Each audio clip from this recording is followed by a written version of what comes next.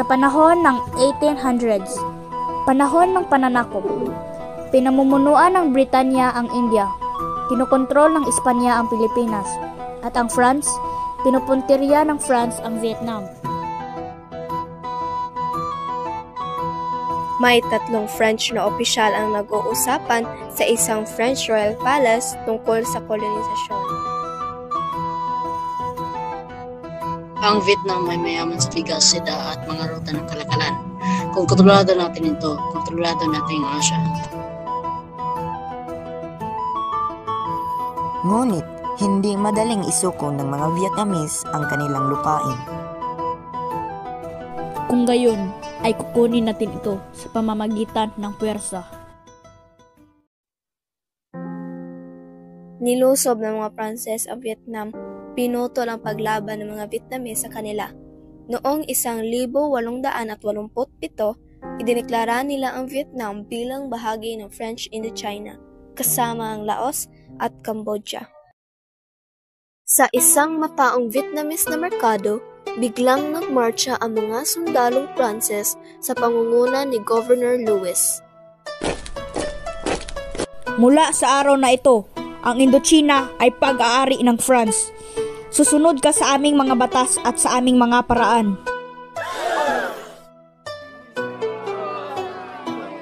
Tinatawag nila itong civilizing mission. Pero ang nakikita ko lang ay pananakop.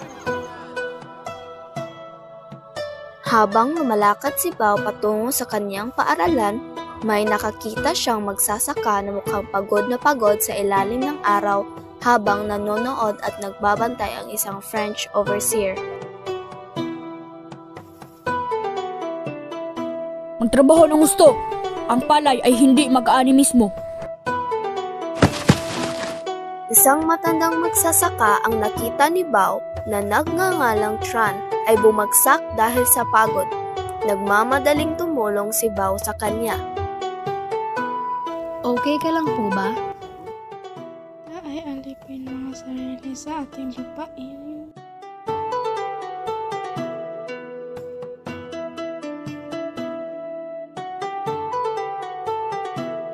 Nakarating na din si Bao sa kanyang silid-aralan sa isang paaralang pinamamahala ng mga Pranses. Isang guro na Pranses ang nakatayo sa harap ng mga batang Vietnamese na estudyante kasama si Bao. Ngayon, pag-aralin natin ang dakilang sibilisasyon ng France. Ulitin pagkatapos ko, La France apporte lumière du monde. Nag-alinlangan si Bao pagkatapos ay itinaas ang kanyang kamay. Kailan ba tayo mag-aaral ng Vietnamese history? Vietnamese history? Iha, wala na yan. Laos na yan. We must look forward to progress to France.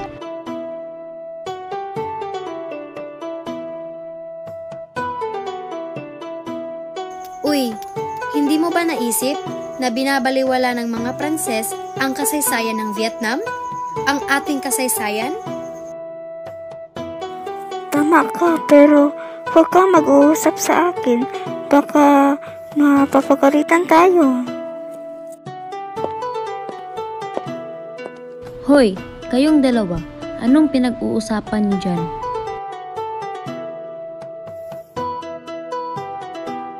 Pagkatapos doon, umalis si Bao sa paaralan habang nagagalit. Nilampasan niya ang mga trabahador sa isang pabrika na pagmamay-ari ng Pransa na nagpapagal sa mahirap na mga kondisyon. Sa malapit, isang matandang magsasaka, si Tran, ang bumagsak dahil sa pagod.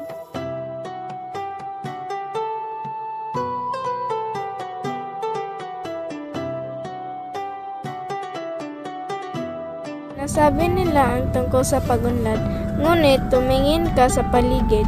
Para ba sa atin ang pagunlad na ito o para sa kanila? Nakikinabang ang Pranses habang tayo ay nagdurusa. Hindi ito tama. Tumingin si Bao mula sa pabrika hanggang sa mga bandila ng Pransya na nakasabit sa mga lansangan. Humigpit ang kanyang mga kamao. Sa isang opisina, nakipag-usap si Gobernador Lewis sa isang Vietnamese noble na si Lord Nguyen para sa kanyang plano.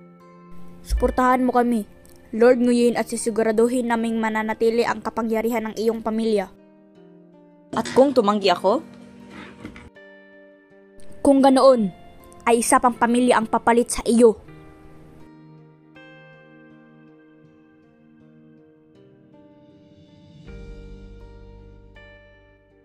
Sa isang masikip na village square, nagpatrolya ang mga sundalo ng pamilyang Nguyen. Ngayon ay nagtatrabaho kasama ang mga Francis. Ilang Vietnamese na mamamayan ang galit na bumubulong. Ang ating sariling pinuno ay naglilingkod sa Francis ngayon? Imanipulahin nila tayo laban sa isa't isa para hindi natin sila labanan. Hinahati nila tayo para pamunuan tayo. Pero, kaya natin lumaban.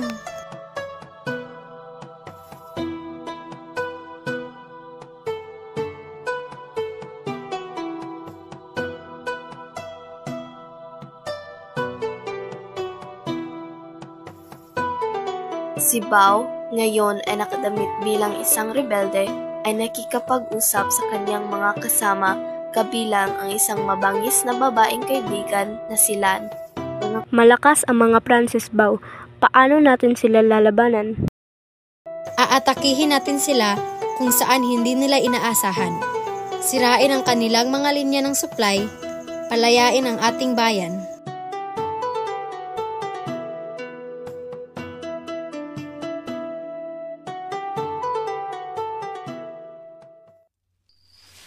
Ang tatlo ay nagtatago sa mga gwardya patungo sa kanilang mga supply para isusunog nila.